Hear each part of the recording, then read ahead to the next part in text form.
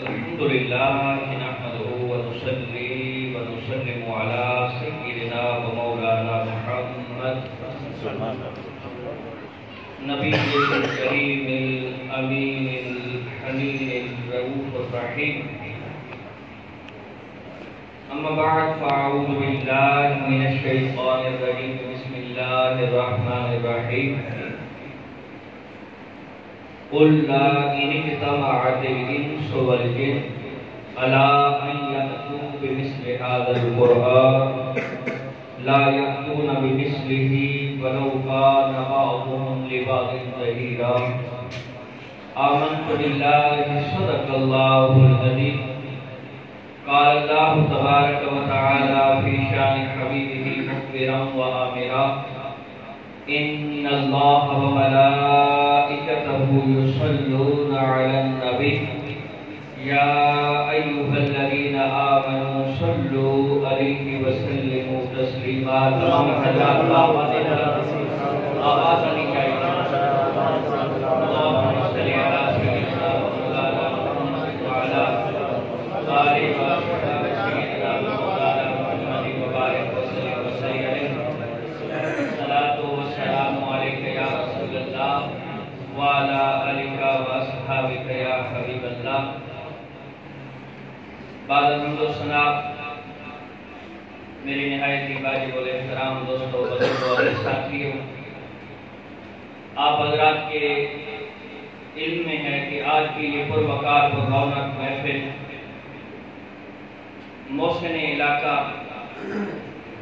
استاد الحفاظ حضرت علامہ مولانا حافظ محمد ریاض صاحب حافظہ اللہ تعالیٰ کے جگر گوشوں کی حفظ مکمل کرنے کی خوشی میں سجائی گئی ہے۔ دعا گو ہوں کہ رب کائنات قبلہ ریاض صاحب اور ان کے اولاد کے اندر برکتوں کا نزول فرمائے۔ اس پاک محفل کی صدارت استاد الحفاظ آپ قبلہ حسن صاحب سے بھی سن رہے تھے۔ استاد الحفاظ اس کو کہا جاتا ہے کہ اس کے کئی حافظ شاگرد ہیں، اور یہ چیزیں کوئی صرف نام بڑھانے چڑھانے کے لیے نہیں ہیں۔ آپ صرف دیکھ لیں کہ ہمارے شہر کے اندر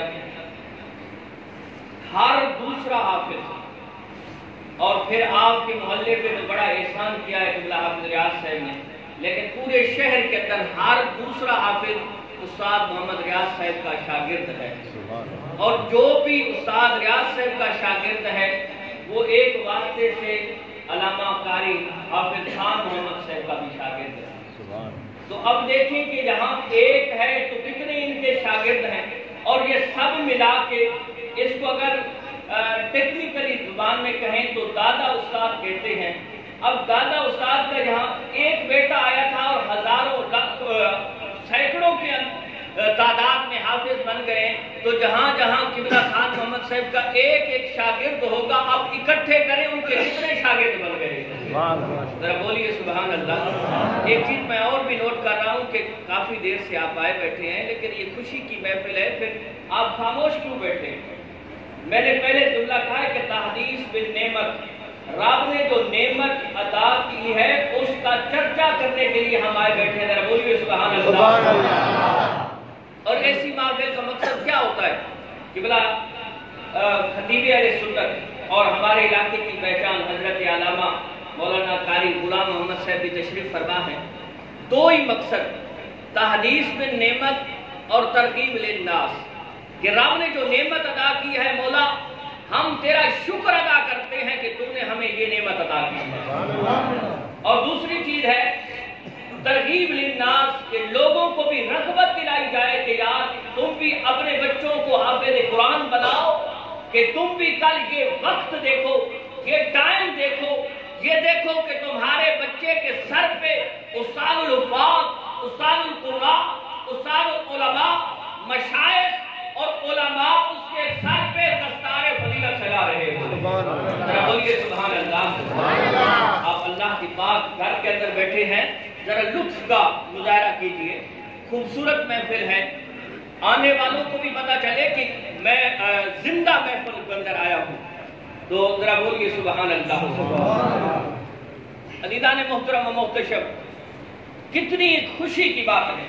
اور میں ترغیب للناس کے لیے کس طرح کہوں، علماء کرام تشریف فرما ہے کہ جب بندہ اس فیلڈ میں آتا ہے، اس لائن میں آتا ہے، تو ایک فطرت ہے، شیطان اس کو روکتا کہ کوئی بھی بندہ، اگر ایک بندہ، ایک بچہ حافظ قرآن بن گیا، قاری قرآن بن گیا، عالم قرآن بن گیا، مشائخ کی خدمت میں پہنچ گیا، تو جتنی تکلیف شیطان کو ہوتی ہے کسی کی نمازوں پڑھنے سے نہیں ہوتی، کسی کے روزے رکھنے سے نہیں ہوتی، کسی کے حج کرنے سے نہیں ہوتی، کسی کے زکات دینے سے نہیں ہوتی، جتنی شیطان کو ایک حافظ قرآن کو قرآن پڑھنے سے ہوتی ہے.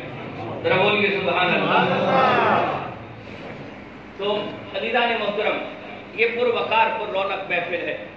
رب تعالیٰ نے قرآن میں ایک خوبصورت چیلنج کیا ہے، اور یہ چیلنج آج تک 15 صدیاں گزر گئی ہے اور آج تک موجود ہے. فرمایا کُلَّا إِنِ اجْتَمَعَتِ الْإِنسُ وَالْجِنُّ عَلَىٰ أَن يَأْتُوا بِمِثْلِ هَٰذَا الْقُرْآنِ.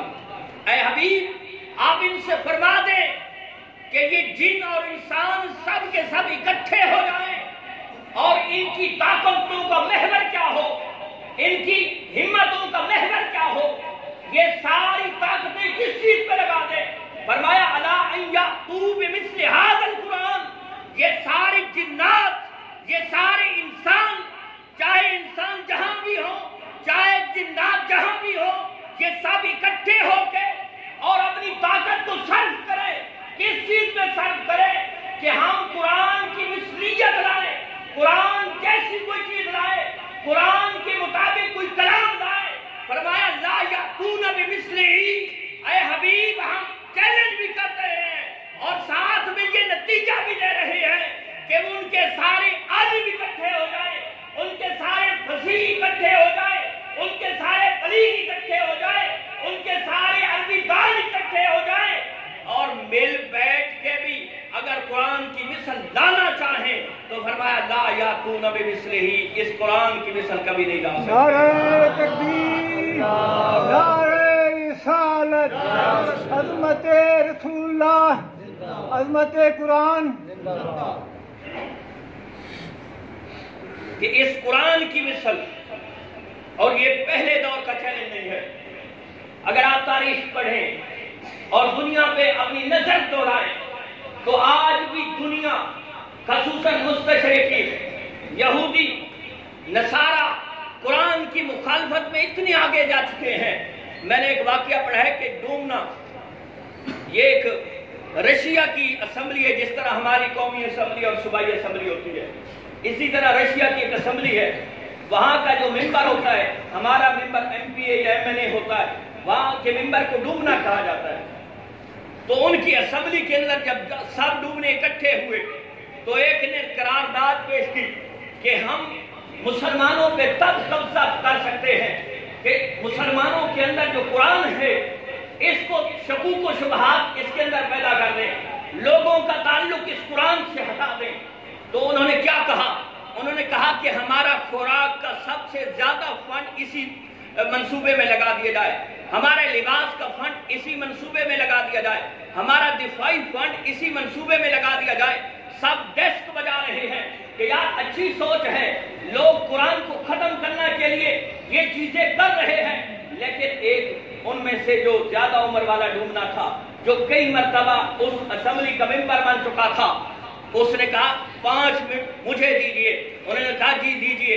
اس نے کہا تم کہتے ہو ہم بھوکے رہ سکتے ہیں، ہم کپڑوں کے بنا رہ سکتے ہیں، ہم بغیر دفاع کے رہ سکتے ہیں، لیکن قرآن کو ختم کرنا ہے. ارے تم کتابی شکل کے اندر جو قرآن ہے اس کو تو ختم کر سکتے ہو، لیکن جن بچوں کے اندر، جن جوانوں کے اندر، جن بوڑھوں کے اندر، جن امت مصطفیٰ کے لوگوں کے سینوں کے اندر قرآن محفوظ ہے، اس کو کس طرح مٹاؤ گے؟ نعرہ تکبیر، نعرہ رسالت، عظمت مصطفیٰ، عظمت قرآن، علماء حق اہل سنت. کہ جو بچوں کے سینوں کے اندر محفوظ ہو چکا قربان جائیے، لوگ یا تو پی ایچ ڈی کرتے ہیں، ایم فل کرتے ہیں، ڈاکٹریٹ کرتے ہیں، سب بہترین ہے، ہم اس کی مخالفت نہیں کرتے، لیکن اس سے پڑھ کر کون ہو سکتا ہے کہ جس کو قرآن پاک کے حفظ کرنے کا تاج مل گیا؟ میرے مصطفیٰ کریم علیہ السلام کی حدیث ہے، سیدنا حضرت ابی ہریرہ فرماتے ہیں کہ نبی کریم علیہ السلام نے فرمایا کہ جس گھر میں قرآن پڑھا جاتا ہے وہ گھر اپنے رہنے والوں پہ کشادہ ہو جاتا ہے۔ ذرا بولو نا یا سبحان اللہ۔ اچھا، آپ کو پتہ ہے نا خطبہ استقبالیہ کا مقصد کیا ہوتا ہے؟ کہ لوگوں کو تیار کرنا، ان کی ذہنی استعداد بنانا، ان کا مزاج بنانا کہ آپ نے خطاب سننا ہے، تو آپ ذرا تھوڑا سا مزاج بنائیں، میرے ساتھ چلیں، ذرا زور سے بولے سبحان اللہ۔ سیدنا حضرت ابی ہریرہ فرماتے ہیں کہ میرے مصطفیٰ کریم علیہ السلام نے فرمایا کہ جس گھر میں قرآن پڑھا جاتا ہے وہ گھر جیسا بھی ہو اپنے رہنے والوں پہ وسیع ہو جاتا ہے، کھلا ہو جاتا ہے، اور اس گھر میں بھلائی آ جاتی ہے، اس گھر سے شیطان نکل جاتے ہیں اور فرشتے آ جاتے ہیں۔ ذرا بولیے سبحان اللہ۔ اب دیکھیے، جس گھر میں سکون ہو، اور جو چاہتا ہے جس گھر میں سکون ہونا چاہیے، اور یہ اگلے روایت کے لفظ بھی ہیں کہ مصطفیٰ کریم علیہ السلام نے فرمایا کہ جس گھر سے قرآن نکل جاتا ہے، یعنی جس گھر والے قرآن نہیں پڑھتے، جتنا وسیع کیوں نہ ہو وہ تنگ ہو جاتا ہے۔ اب ہم اپنے گریبان کے اندر جھانکیں، اپنے محلے اور اپنے معاشرے کے اندر دیکھیں کہ بڑے بڑے گھر ہونے کے باوجود تنگ دستی ہے اور سکون قلبی نہیں ہے، دل کے اندر مطمئنی نہیں ہے۔ کیوں؟ وجہ کیا ہے کہ ہم نے دامن قرآن چھوڑ دیا ہے۔ اور مصطفیٰ کریم علیہ السلام فرماتے ہیں کہ جس گھر میں قرآن نہیں پڑھا جاتا وہ اپنے گھر والوں پہ تنگ ہو جاتا ہے، اس گھر سے بھلائی ختم ہو جاتی ہے، اس گھر سے فرشتے نکل جاتے ہیں اور شیطان آ جاتے ہیں۔ آپ مجھے بتاؤ کہ جس گھر میں قرآن نہیں پڑھا جاتا، والدین کی عزت بھی نہیں کی جاتی، اور چھوٹے بڑوں پہ رحم اور کرم نہیں کیا جاتا، اس گھر سے عزت کا جنازہ نکل جاتا ہے، اس گھر سے محبت کا جنازہ نکل جاتا ہے، اس گھر سے اتفاق کا جنازہ نکل جاتا ہے، اس گھر سے اتحاد کا جنازہ نکل جاتا ہے۔ اس کی مین وجہ کیا ہے؟ مین ریزن کیا ہے؟ کہ ہم نے قرآن کے دامن کو چھوڑ دیا ہے۔ آج میرے دوست، اگر قرآن کے ساتھ تعلق تو بنا لے، تیرے گھر کے اندر صبح اللہ اور اس کے رسول کے ذکر کی آواز آ رہی ہو، قرآن پڑھا جا رہا ہو، میں ممبر رسول پہ کھڑا ہو کے مسجد کے اندر اور باوضو ہو کے دین کا خادم ہو کے تمہیں پیغام دے رہا ہوں کہ اگر گھر کے اندر عزت چاہتے ہو، مقام چاہتے ہو، شرم چاہتے ہو، اتحاد چاہتے ہو، اتفاق چاہتے ہو، اور اپنے گھر کے اندر خیر و برکت چاہتے ہو، تو پھر تلاوت کلام الہی کیا کرو۔ سبحان اللہ۔ عظمت مصطفیٰ، عظمت قرآن، اور پھر اس سے بڑھ کر کیا ہو سکتا ہے؟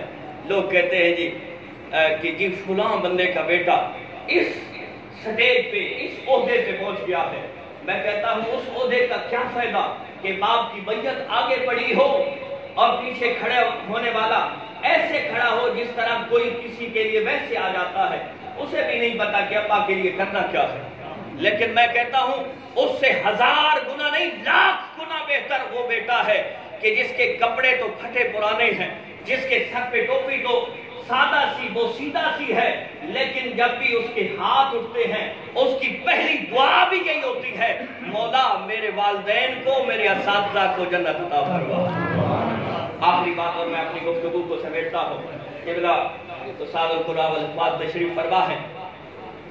عزیزان محترم، توجہ میری طرف۔ اب لوگ کہتے ہیں کہ جی فلاں کا بچہ حافظ ہو گیا، اس کا کیا فائدہ؟ مصطفیٰ کریم علیہ السلام نے کیا خوب فرمایا ہے؟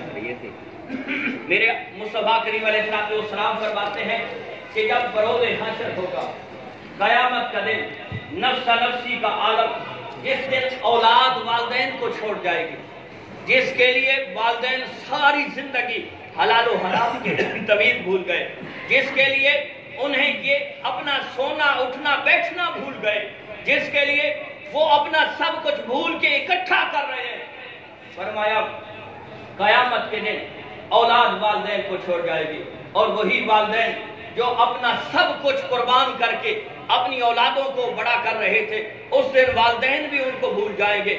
وہ دوست جن کی دوستیوں پہ انسان کو بڑا فخر ہوتا ہے، جن کے تعلق پہ انسان بڑا نازاں رہتا ہے، جن کے تعلق پہ انسان بڑا خوش ہوتا ہے کہ میرا فلاں کے ساتھ تعلق ہے، فلاں کے ساتھ رشتہ داریاں ہیں، فلاں کے ساتھ میرا ایک ناطہ ہے، فرمایا اس دن وہ قابل فخر دوست بھی چھوڑ جائیں گے۔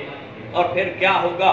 مصطفیٰ کریم علیہ السلام کی حدیث پاک ہے، مصطفیٰ کریم علیہ السلام نے فرمایا کہ جب ایسے لوگ جن کو جہنم جانے کا پروانہ مل چکا ہوگا، نبی کریم علیہ السلام فرماتے ہیں حافظ قرآن جس کو رب کائنات نے شان، عزت، مقام، بزرگی عطا کی ہوگی، رب تعالیٰ کے فرشتے فرمائیں گے، کہیں گے اے حافظ قرآن ان جہنمیوں کی طرف دیکھ، تیرے عزیز و اقربا میں سے، تیرے رشتہ داروں میں سے، تیرے تعلق داروں میں سے کوئی 10 آدمی ایسے تلاش کر کہ جن پہ جہنم واجب ہو چکی ہے، لیکن تو ہاتھ رکھتا جائے گا، تو سفارش کرتا جائے گا، مالک تیری ہی سفارش پہ ان کو جنت عطا کرتا جائے گا۔ اور یہ وہ لوگ ہیں جو صرف رشتہ دار ہے، اور یہ وہ لوگ ہیں جن کو جہنم جانے کا پروانہ مل چکا ہے، لیکن ایک حافظ قرآن کی سفارش پہ رب کائنات ان کو جنت عطا فرمائے گا۔